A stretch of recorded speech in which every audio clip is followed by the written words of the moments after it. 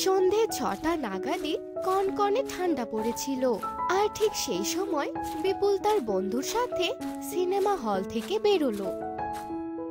কিরে বিপুল, থামলি কেন? ওই যে দেখছিস সামনে পালিশওয়ালা বসে আছে, চল তো ওর কাছে গিয়ে জুতোটা পালিশ করে নিয়ে আসি।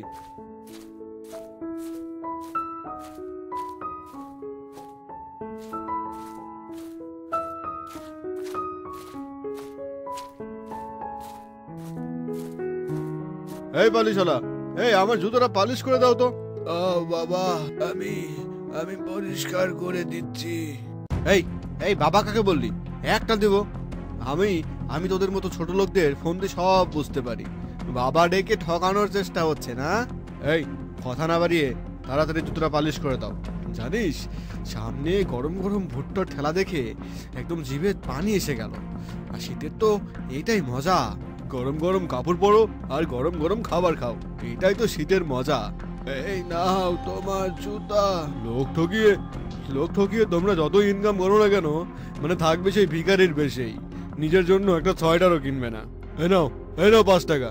কিন্তু কিন্তু ডাবল পালিশের দাম যে 20 টাকা। বাবা, তুমি আমাকে 5 টাকা কেন দিচ্ছ? কি কি বললি তুই? দাম না তোর ওই রঙের কোটর, তার আবার তোর 20 টাকা? এই টাকা নিলে নে, নয়তো এটাও নিয়ে নেবো। এই শুনে বেচারা মুচি বাধ্য হয়ে 5 টাকায় নিয়ে নিল, কারণ তাকে যে সংসার চালাতে হবে, তাই তার কাছে ওই 5 টাকারই অনেক মূল্য ছিল।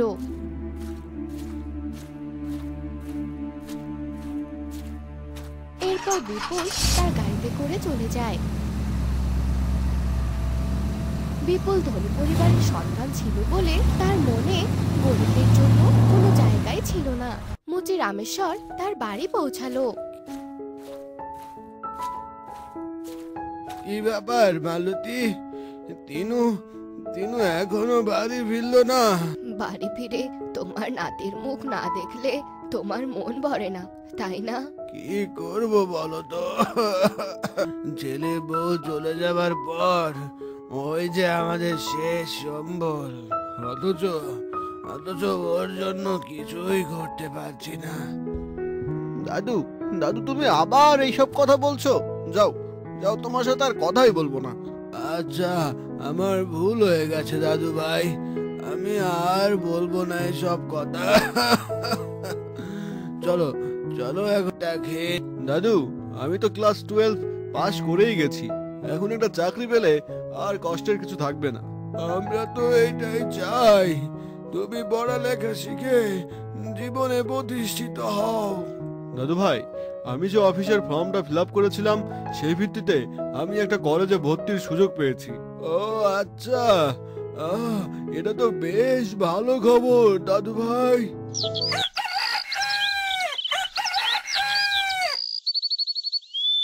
পরদিন সকালে তিনু কলেজে পৌঁছালো। অভিজিতের কারণে তার ভালো কলেজে নাম উঠেছিল। বিপুলও সেই কলেজেই পড়তো। কিরে ভাই, আজ কিন্তু বেশ ঠান্ডা পড়েছে। আরে তোর অফার কোডটা তো দারুণ দারুণ দেখাবে না? মানে বিদেশ থেকে বাবা এনেছে, এই দেশের হিসাব করলে পুরো 50,000। কিরে কিরে, তুই কি অন্ধ নাকি রে? দেখতে পাস না তুই আমার কোটে কপি ফেললি? দাঁড়া দাঁড়া, তোকে দেখাচ্ছি মজা। আমার কোনো দোষ নেই, আসলে কিছু বাচ্চাদের বাস্কেটবল নিয়ে দৌড়াতে গিয়ে আপনার কফিটা পড়ে গেল। এই এই কে রে তুই? তোকে তো আগে কখনো আমাদের কলেজে দেখিনি। আরে আরে, যে আমাদের কলেজে যে প্রত্যেক বছর গরিব ছেলে মেয়েদের কিছু সুযোগ দেওয়া হয় না, ও তাদের মধ্যে একজন। ও তাহলে ও ভিখারির দল, যাদেরকে কলেজ দয়া করে অ্যাডমিশন দেয়। তাই তো ও এই কোড জীবনে দেখতে পাইনি।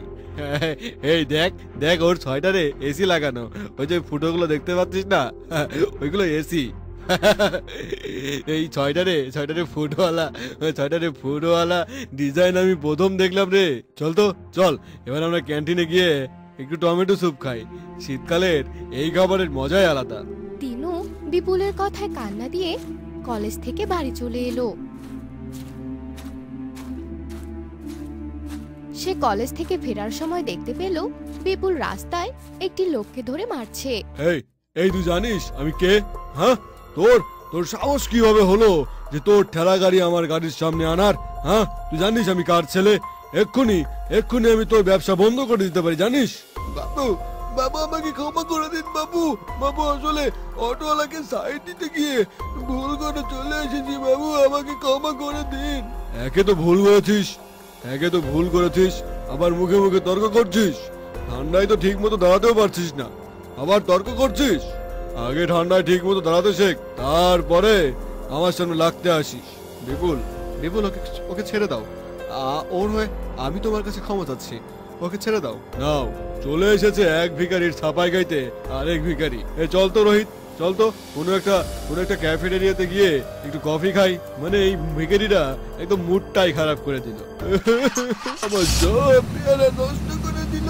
ধার করে টাকা নিয়ে এই পেয়ারাগুলো কিনেছিলাম, এখন আমি কি করব কিছুই বুঝতে পারছি না। ওরা আমার সব পেয়ারা নষ্ট করে দিল। বেচারা ঠেলাওয়ালার সমস্ত পেয়ারা সেখানে ফেলে দিয়ে বিপুল সেখান থেকে চলে গেল। আরে কি কষ্ট, কি কষ্ট এই গরিব মানুষটার। আসলে এর ক্ষতি করে ওরা কি লাভ পেলো কে জানে।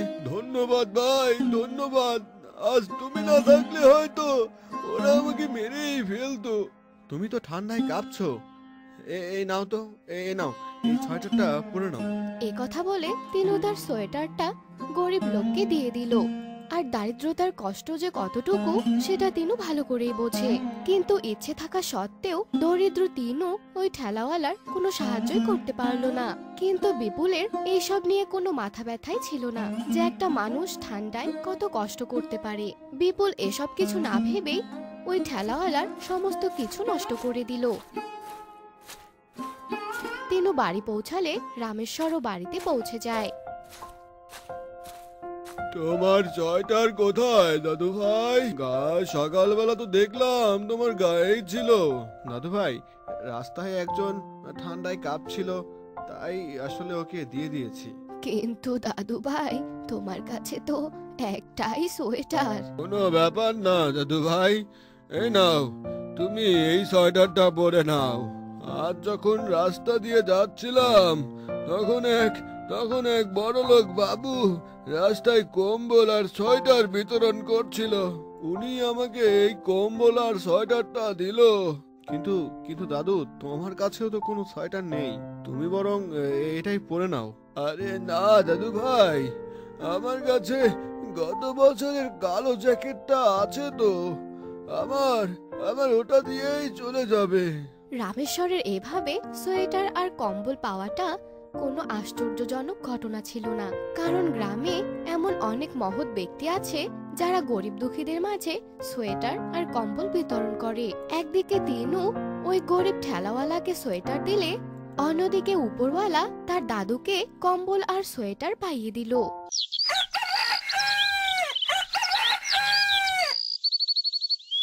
পরদিন তিনু কলেজে পৌঁছালে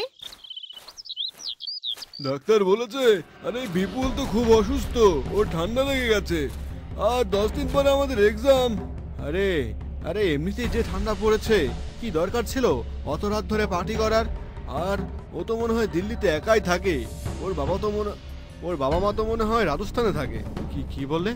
বিপুলের ঠান্ডা লেগেছে আর ও একা থাকে? রোহিত, আমাকে তুমি একবার বিপুলের বাড়িতে নিয়ে যাও তো, ওকে যে সাহায্য করতে হবে।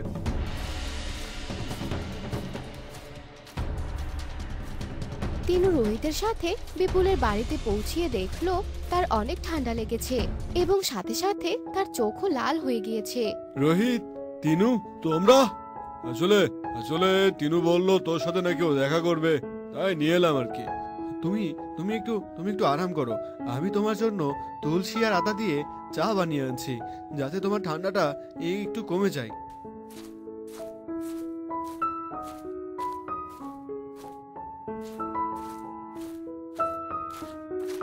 আহ, এই তুলসী আর আদা দাও চা খেয়ে তো আমার শরীরটা একেবারে চনমনে হয়ে গেল রে।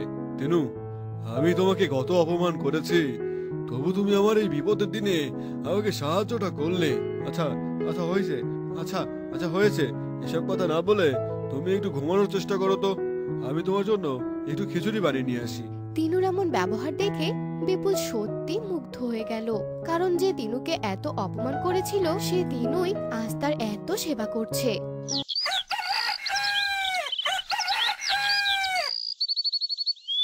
পরের দিন বিপুল অনেকটাই সুস্থ হয়ে যায় আর তার মা বাবাও তার সাথে দেখা করতে আসে।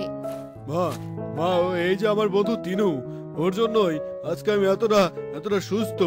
নয়তো আমি তো জানতামই না যে ঠান্ডা লাগলে কি করতে হয়। সোয়েটার আর জ্যাকেট পরেই ঠান্ডা কমানোর চেষ্টা করছিলাম, কিন্তু ও আমাকে তুলসী আর আদা দেওয়া চা খাইয়ে একদম সুস্থ করে তুলেছে। মা বাবা, তিনু অনেক ভালো।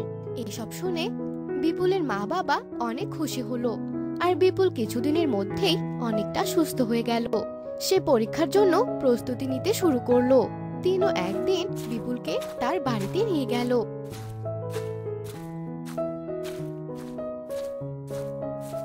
তিনুর দাদুকে দেখে বিপুলের সিনেমা হলের সেই বাইরের ঘটনার কথা মনে পড়ে গেল আর বিপুলের চোখে জল এসে গেল, যা হয়তো তার অনুতপ্ত ছিল, যার কারণে সে অনুতপ্ত হলো।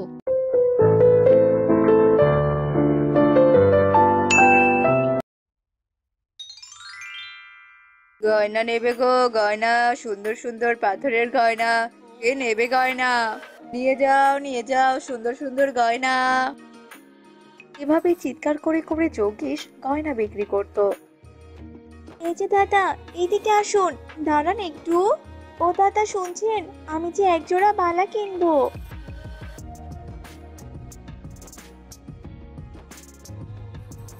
এই যে দেখুন দিদি, কোন জোড়া বালা আপনার পছন্দ হয়।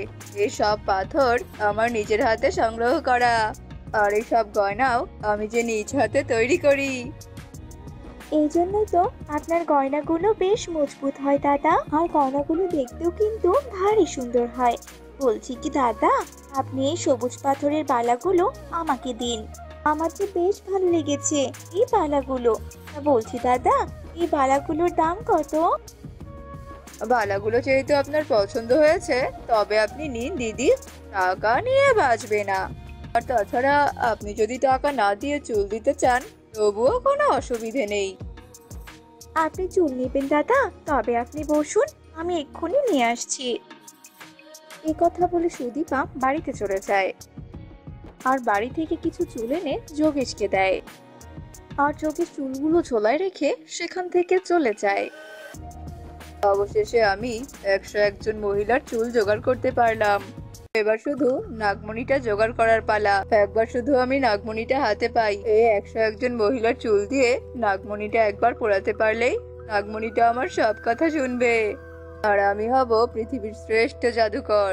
এই কারণেই তো এতদিন থেকে আমি এরকম বেশ ধরে ঘুরে বেড়াচ্ছি। এসব কথা ভাবতে ভাবতে যোগেশ সেখান থেকে চলে যায়। আর দেখতে দেখতে অমাবস্যার রাত চলে আসে। এই রাতটার জন্যই তো আমি এতদিন থেকে অপেক্ষা করছিলাম। আজ নিশ্চয়ই নাগিন তার খোলস বদলাতে আসবে, আর সেই সুযোগেই আমাকে নাগমণি হাসিল করতে হবে। আর দেরি করা যাবে না, এবার তবে আমি বেরিয়ে পড়ি। জাদুই করি, নিয়ে যা আমাকে নাগিনের কাছে।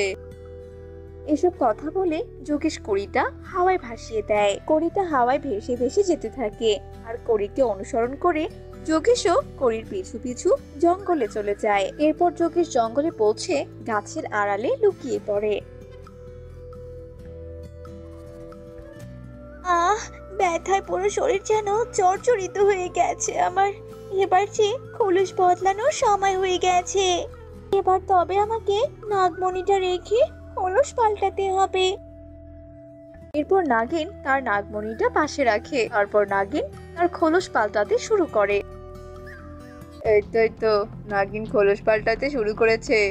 এই মোক্ষম সুযোগ, এই সুযোগেই নাগমণিটা হাতে নিতে হবে, কারণ নাগিন যে এখন খোলস পাল্টাতে ব্যস্ত। এসব কথা বলে যোগেশ পা টিপে টিপে নাগমণির কাছে যায়, আর নাগমণিটা নিয়ে দ্রুত পালিয়ে যায়। আর কিছুক্ষণ পরে নাগিনের খোলস পাল্টানো শেষ হয়ে যায়। ও বাবা, পুরো শরীরটা যেন আমার একদম চকচকে হয়ে গেছে। এবার তবে আমি নাগমণিটা আমার মাথায় পরে নেই। এগিয়ে আমার নাগমণিটা কোথায় চলে গেল? আমি তো নাগমণি এখানেই রেখেছিলাম, তবে নাগমণিটা কোথায় গেল? এসব কথা বলে অস্থির হয়ে নাগিন তার মানুষ রূপ ধারণ করে। ঠিক তখনই নাগিনের দুই দাসী সেখানে চলে আসে।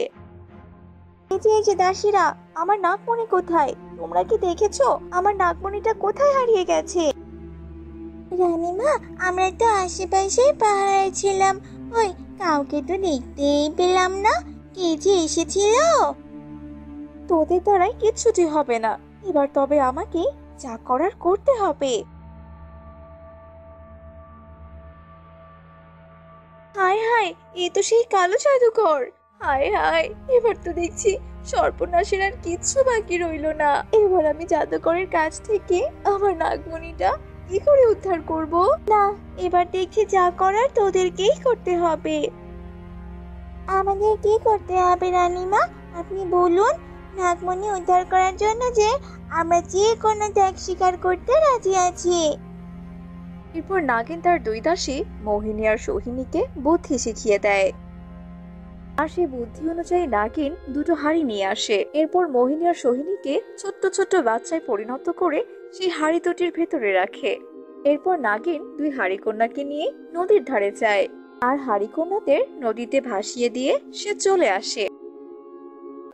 নাগমণিটা হাতে পেয়ে কি যে ভালো লাগছে। এবার এই নাগমণিটা নদীর জলে ধুয়ে একদম পবিত্র করতে হবে।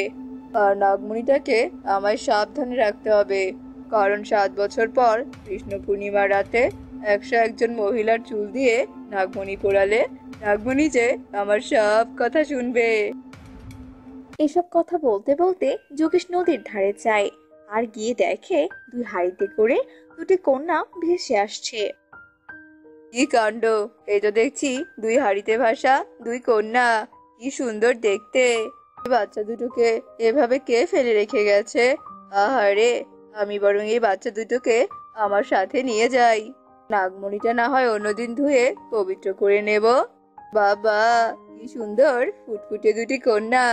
আমি এদের দুজনকে নিজের মতো করে মানুষ করে তুলবো, জাদুবিদ্যাও শিখাবো। তারপরে এই দুই কন্যাকে আমি নিজের দাসী বানিয়ে রাখবো। এসব কথা চিন্তা করে যোগেশ দুই কন্যাকে বড় করে তুলতে থাকে। এভাবে দেখতে দেখতে 7 বছর কেটে যায় আর 7 বছরে দুই কন্যা বেশ বড় হয়ে যায়। কন্যারা, তোরা তো জাদুবিদ্যায় দিন দিন পারদর্শী হয়ে উঠছিস। তবে আজ রাতেই আমি তোদের দুজনের জাদুর পরীক্ষা নেব। তোরা দুজন প্রস্তুত হ। ঠিক আছে পিতা, ঠিক আছে। আপনি যেমনটা বলবেন আমরা ঠিক তেমনটাই করব। তবে পিতা, আজ তো পূর্ণিমা রাত, আজকে রাত তো অনেক পবিত্র। তুই একদম ঠিক কথা বলেছিস মা। আর আজ রাতেই চুল দিয়ে নাগমণি পুড়িয়ে আমি নাগমণি শুদ্ধ করব। আর সেই কাজে তোরাই আমাকে সাহায্য করবি। এবার শুধু রাত হওয়ার অপেক্ষা। দেখতে দেখতে রাতও হয়ে যায় আর রাত হতেই কৃষ্ণ পূর্ণিমার চাঁদ ওঠে। আর চাঁদ উঠতেই যোগেশ চুল ভর্তি একটি থলে আর নাগমণি নিয়ে আসে। মোহিনী, তুই এই ঝোলাটা নে, আর তোর কাজ হলো এই চুলে আগুন লাগানো। আর সোহিনী, তুই এই নাগমণিটা নে, তোর কাজ হলো জাদুর সেই আগুনে নাগমণিটাকে পোড়ানো। যোগেশের কথা মতো মোহিনী ঝোলা থেকে চুল বের করে। এরপর মোহিনী জাদু বলে সে চুলে আগুন ধরায় আর সোহিনী নাগমণিটা আগুনের দিকে তাক করায়। আর অমনি আগুন ছিটকে গিয়ে যোগেশের গায়ে পড়ে। সাথে সাথে যোগেশের গায়ে আগুন ধরে যায়। আর ঠিক তখনই সেখানে নাগিন চলে আসে। এই দিনটার জন্যই তো আমি এতদিন ধরে অপেক্ষা করছিলাম। শয়তান জাদুকর, তুই আমার নাগমণি চুরি করেছিলি, তাই না? তাই তো আমি কৌশলে আমার দাসীদের তোর কাছে পাঠিয়েছিলাম। আর তুই কি না আমার দাসীদের জাদু শিখিয়ে মরণ ফাঁদ তৈরি করেছিস। এবার তবে তুই চলে মর। আর দাসীরা, চল, তোদেরকে এবার আমি পুরস্কৃত করব। নাগিনের কথা শেষ হতে যোগেশ পুড়ে একদম ভস্ম হয়ে যায়।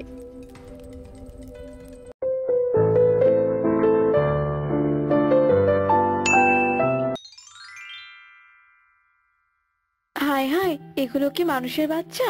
মানুষের বাচ্চা আবার এত কালো হয় নাকি? মধ্যে আবার জলে ভেসে এসেছে এই খরস্রোতা নদীতে। এখন বুঝলাম এই কালো রঙের জন্যই হয়তো এদেরকে নদীতে ভাসিয়ে দিয়েছে। তবে তোরা যখন একবার আমার কাছে চলে এসেছিস, তখন আমি তোদের সন্তান স্নেহে আমার কাছে আগলে রাখবো। এই থেকে আমি তোদেরকে পরম যত্নে আগলে রেখেছি, জাদুবিদ্যা শিখিয়েছি। আমি তো চিরকাল তোদেরকে সন্তানই ভেবেছি। তবে এখন তো আমি অন্তিম সময়ে চলে এসেছি। তবে তোদের একটা কথা বলছি, মনোযোগ দিয়ে শোন। তা দুজন দেখতে অনেক কালো, সমাজের মানুষজনরা তোদের ভালো চোখে দেখবে না।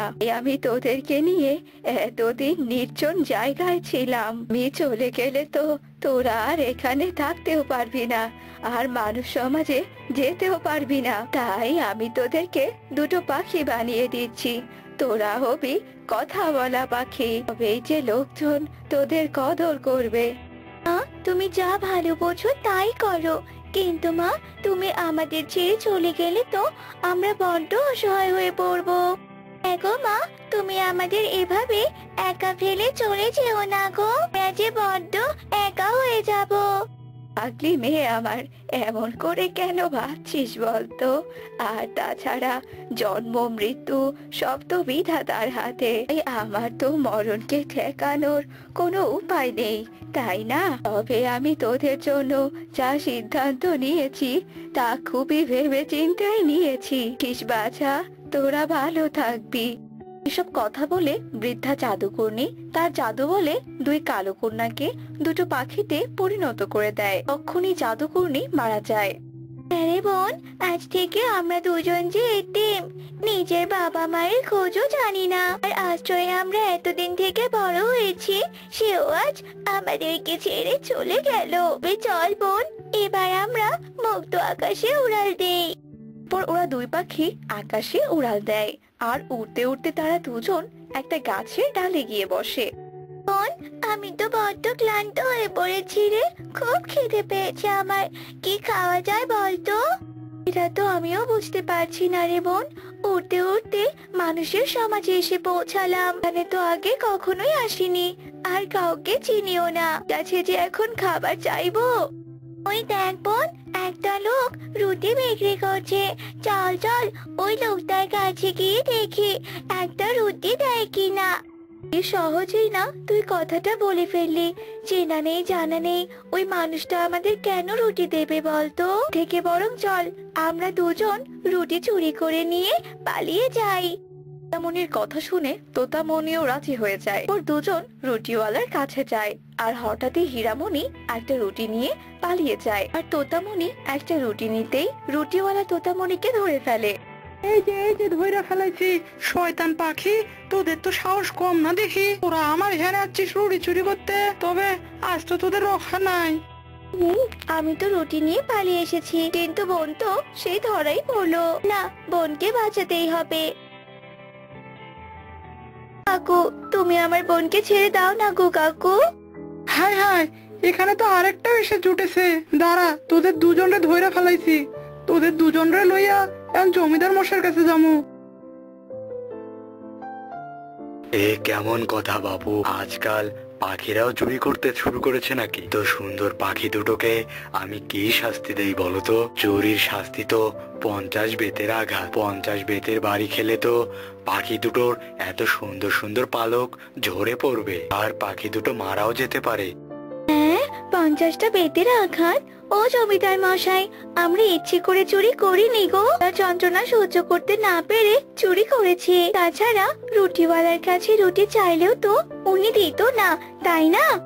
ও মা, এই পাখি দুটো দেখছি কথাও বলে রে। বলছে কি ও রুটিওয়ালা, আমি তোমাকে রুটির ক্ষতিপূরণ দিচ্ছি, তবুও আমি অত সুন্দর এই পাখি দুটোর শাস্তি দিতে পারবো না। বলি কি, ওরা দুজন আমার কাছেই থাক। এই নাও মুক্তোর মালাটা নাও রুটিওয়ালা, এটা বিক্রি করলে তোমার রুটির ক্ষতিপূরণ পেয়ে যাবে। বলছি কি জমিদার মশাই, আপনি বলছেন জন্যই নিচ্ছি, নইলে পাখি দুটোর কপালে আজ কি যে হতো। এই যে পাখি, তোরা দুজন আজ থেকে আমার এই প্রাসাদেই থাক। আমি তোদের খাঁচায় রাখছি না বলে আবার পালিয়ে যাস না বাবু। না, আপনি কি যে বলেন না জমিদার মশাই, আপনার জন্যই তো রুটিওয়ালার কবল থেকে বাঁচলাম। জমিদার মশাই, আমাদের তো বড্ড ক্ষুধা পেয়েছে। ও এই কথা, দাঁড়া আমি এক্ষুনি তোদের দানা দেওয়ার ব্যবস্থা করছি। আগে জমিদার মশাই, আমরা তো দানাকুটো খাই না, আমরা তো মানুষের মতোই ভাত রুটি এইসব খাবার খাই। আরে আরে, তাই নাকি? তাহলে তো ভালোই, জমিদার বাড়ির মজার মজার খাবার খেতে পারবি। তবে আমি ওসব খাবারই দিতে বলছি। এরপর জমিদার দাসীকে খাবার আনতে বলে, আর দাসী থালা ভর্তি মজার মজার খাবার নিয়ে আসে। হীরামণি ও তোতামণি মজা করে খাবার খায়। জমিদার বাড়িতেই বেশ আরাম আয়েসে দিন কাটাতে থাকে। আরে আরে গিন্নিমা, আপনি এখানে দাঁড়িয়ে সকলের আড়ালে চোখে জল ফেলছেন কেন? না কি হয়েছে গো গিন্নিমা? কি আর বলি বাবু, তোরা দুজন তো এখন এই ঘরের সদস্য হয়েছিস, এদেরকে সত্যি কথা বলাই যায়, তবে তোরা যেন আবার কাউকে বলিস নে। না গিন্নিমা, আমরা কাউকে কিছুতে বলবো না। আপনার দুঃখের কথা আমাদের বলতে পারেন। ওরা সকলেই তো জানিস আমি নিঃসন্তান রে বাপু, আমি কিন্তু বন্ধা নই। আমি দুটো কন্যা সন্তানের জন্ম দিয়েছিলাম। এই কন্যা দুটো কালো ছিল, আর তোদের জমিদার মশাই সকলের চোখের আড়ালে সেই কালো কন্যা দুটোকে জলে ভাসিয়ে দিয়েছিল। এখন অব্দি মেয়ে দুটোর কথা মনে পড়লে আমার চোখে জল চলে আসে। কি, তবে কি তোমরাই আমাদের বাবা মা? নদীর জলে ভেসে গিয়ে আমরা এক জাদুকর্ণীর কাছে গিয়ে পৌঁছাই। জাদুকর্ণী সন্তান রূপে আমাদের বড় করেন। মানেটা কি? আমি তো কোনো কিছুই বুঝতে পারছি না, সবটা আমাকে খুলে বলতে দেখি। পর হীরামণি আর তোতামণি আসল রূপে ফিরে আসে, আর সব ঘটনা জমিদার গিন্নিকে খুলে বলে। এসব কথা আড়াল থেকে জমিদার শুনতে পেয়ে সেখানে চলে আসে। চোখের জল ফেলতে ফেলতে বলে, গিন্নি, সন্তান হারিয়ে কি তুমি একাই কষ্ট পাচ্ছ? আমিও তো অনেক কষ্ট পেয়েছি, সেটা কাউকেই বুঝতে দেইনি। তবে ভুলটা আমি করেছিলাম। আমি সুন্দরের পূজারী হলেও এত বছর পর বুঝতে পেরেছি কাউকে গায়ের রঙের জন্য ছোট করতে নেই। তোরা আমার বুকে আয় মা, আমি আর তোদের হারাতে চাই না। কথা বলে জমিদার তার দুই কন্যাকে বুকে জড়িয়ে নেয়।